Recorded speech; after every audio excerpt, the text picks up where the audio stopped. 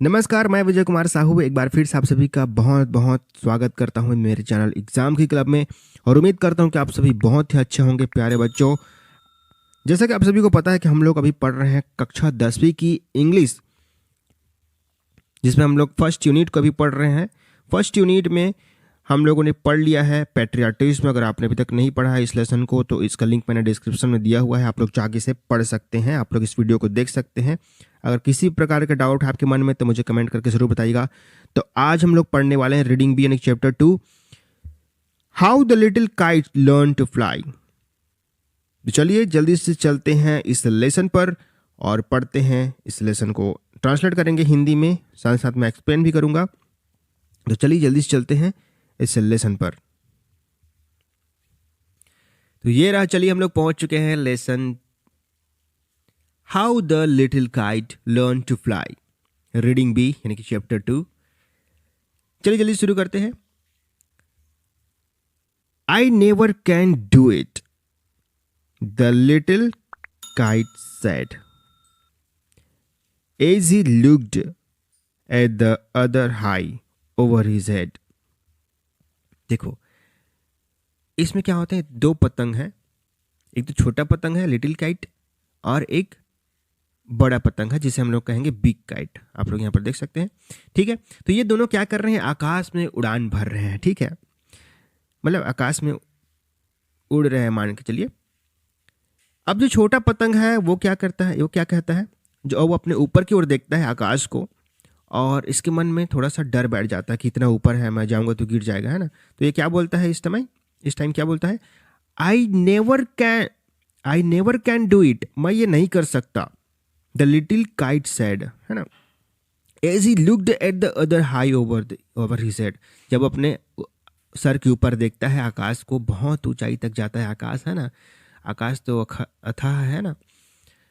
जब उसको देखता है तो वो बोलता है कि I can never do it, मैं ये नहीं कर सकता, है ना। कौन कहता है, जो छोटा पतंग है वो बोलता है, लिटिल काइट बोलता है।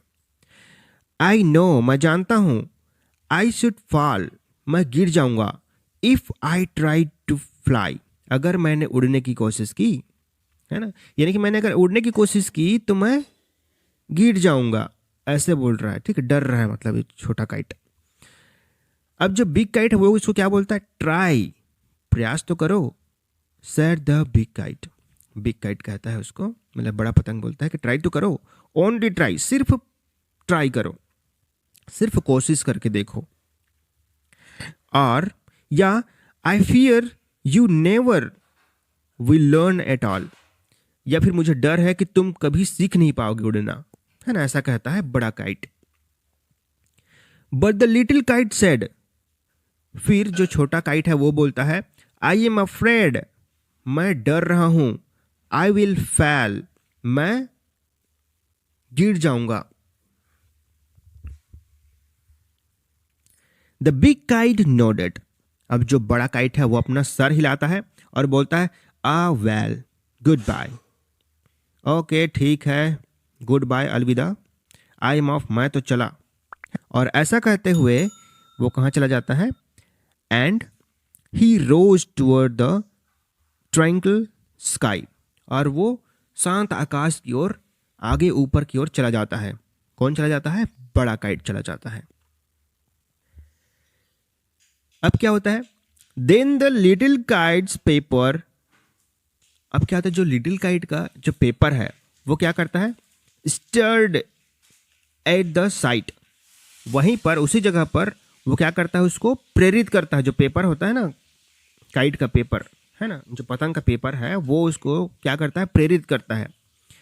एंड ट्रेम्बलिंग ही सुक हिमसेल्फ, अब वो अपने आप को कांपते हुए, अपने आप को हिलाते हुए क्या करता है, फ्री फॉर फ्लाइट, उड़ने के लिए अपने आप को तैयार करता है, फिर छोड़ता है अपने के लिए, अपने आप को छोड़ता है, चलो अब मैं चलता हूँ ऐसा करके, है ना, जाके देखता हूँ, ऐसा कर डरते हुए जाता है वो। फर्स्ट वर्लिंग एंड फ्राइटन, पहले तो वो गोल गोल घूमता है, वर्लिंग यानी कि गोल गोल घूमता है ना, फिर वो डरने लगता है। देन ब्रेव ग्रोन, फिर वो अपने आप में साहस भरता है। अप अप ही रोज, अब वो क्या करता है, ऊपर ही ऊपर जाने लगता है, थ्रू द एयर अलोन, अकेले ही हवा में, अकेले ही है ना, ऊपर ही ऊपर जाने लगता है तेजी से, मतलब धीरे से। Till the big kite looking down, अब तक क्या होता है, अब वो जो क्या है, वो जो बड़ा काइट है वो नीचे देखता है, कुड सी, अब वो नीचे देख सकता है, क्या देख सकता है, द लिटिल वन, जो छोटा काइट है वो क्या कर रहा है, राइजिंग स्टेडीली, धीरे धीरे ऊपर आ रहा है। Then how the little kite thrilled with pride, अब क्या होता है कि जो छोटा पतंग है उसने अपने आप में पूरा रोमांचित भर लिया हुआ है, ठीक है, प्राइड से भर गया है वो, अब उसको मजा आने लगा है, मतलब। As he sailed with the big kite side by side, अब वो क्या कर रहा है, जो बड़ा काइट है उसके साइड बाय साइड चल रहा है, फिसल रहा है, सैड मतलब कि वो चल रहा है, फिसल रहा है, फिर उड़ रहा है, ठीक है। वाइल फार बिलो, अब वो दूर से नीचे को देखता है, ही कुड सी, नीचे वो देख सकता है, क्या देख सकता है, द ग्राउंड, ग्राउंड को देखता है, देख सकता है ना। And the boys like small spot, वहां से अब जो लड़के हैं, नीचे जो लड़के हैं जो पतंग उड़ा रहे हैं, उनको देखता है तो उनको क्या लगता है, उसको ब्लैक स्पॉट, काले काले धब्बे जैसे दिख रहे हैं, वो भी कैसे धब्बे, मूविंग राउंड, है ना, वो क्या कर रहे हैं, इधर उधर घूम रहे हैं, ऐसा कोई धब्बा है जो कि इधर उधर घूम रहा है, ऐसा लग रहा है जब छोटा काइट जो है वो देखता है नीचे। तो they rested high in the quiet air, अब वो दोनों, छोटा और बड़ा दोनों ही पतंग क्या करते हैं, आकाश में शांत हवा में थोड़ा सा रेस्ट करते हैं, मतलब आराम करते हैं, मतलब वो लोग क्या हो गए, स्थायी हो गए हैं, ठीक है। And only the bird and cloud were there, अब वहां पर सिर्फ कौन है, चिड़िया है और बादलें हैं। Oh how happy I am, the little kite cried, अब लिटिल काइट क्या करता है, चिल्लाता है, जोर से चिल्लाता है और बोलता है, ओ हाउ हैप्पी आई एम, ओ मैं कितना खुश हूं।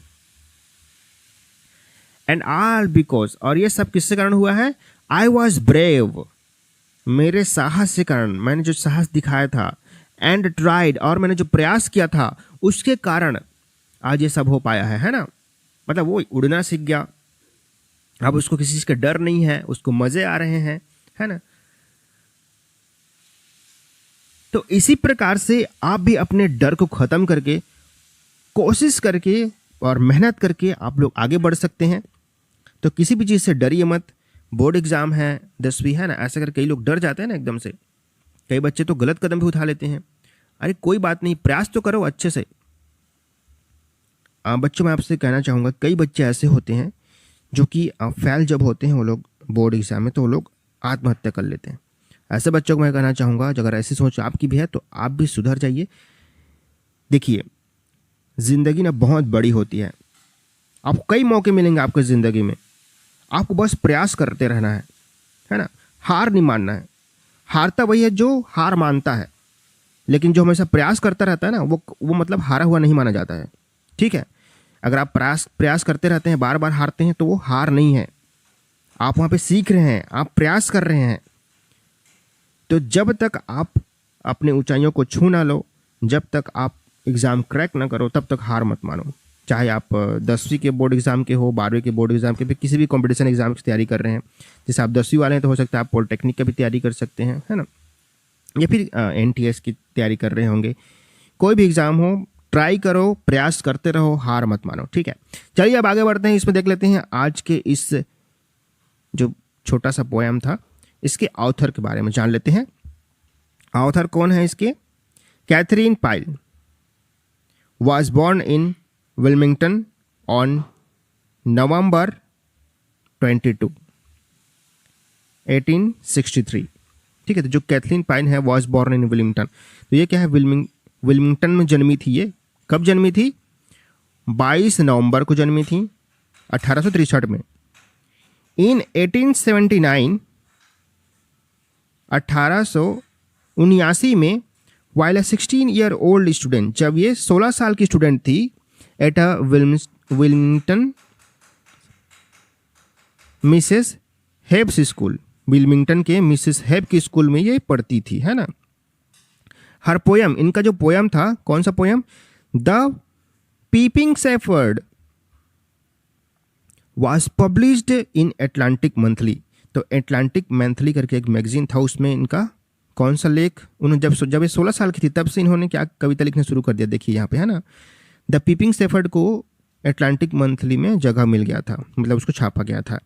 ड्यूरिंग हर कैरियर, उन्होंने अपने कैरियर में she wrote and illustrated about 30 books, इन्होंने लगभग 30 किताबें लिखी अपनी ज़िंदगी में। And illustrated a number of books by other author, और इन्होंने अदर जो ऑथर है उनका भी बुक को चित्रित किया था इन्होंने, है ना। इलिस्ट्रेटेड मतलब चित्रित किया था। इन्होंने खुद तो 30 पुस्तकें लिखी थी, 30 पुस्तकों को चित्रित किया था, और फिर इन्होंने अदर जो ऑथर हैं उनके भी बुक्स में उन्होंने चित्रित किया था, इंक्लूडिंग एना स्वेल। एना स्वेल की बुक है ब्लैक ब्यूटी, है ना। उसको 1923 में, है ना, इन 1924 हर सीरियलाइज्ड एक आर्टिकल उन्होंने छापा था, the story of Delaware appeared in the Wilmington newspaper. इसको विल्मिंगटन के जो न्यूज़पेपर है उसमें ये लिखती थी, है लगातार, ठीक है। एक आर्टिकल लिखती थी, वो उसको सीरियलाइज्ड किया था इन्होंने, मतलब हर रोज उसको आगे बढ़ाती जाती थी। The Sunday morning star,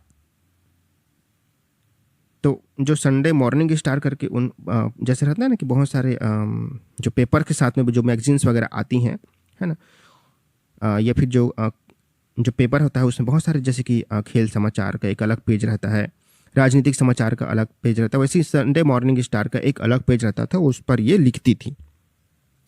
many of her stories were drawn from fairy tales, इनकी बहुत सारी जो स्टोरी है ना, वो कहाँ से लिया गया था, परियों की कथाओं से लिया गया था।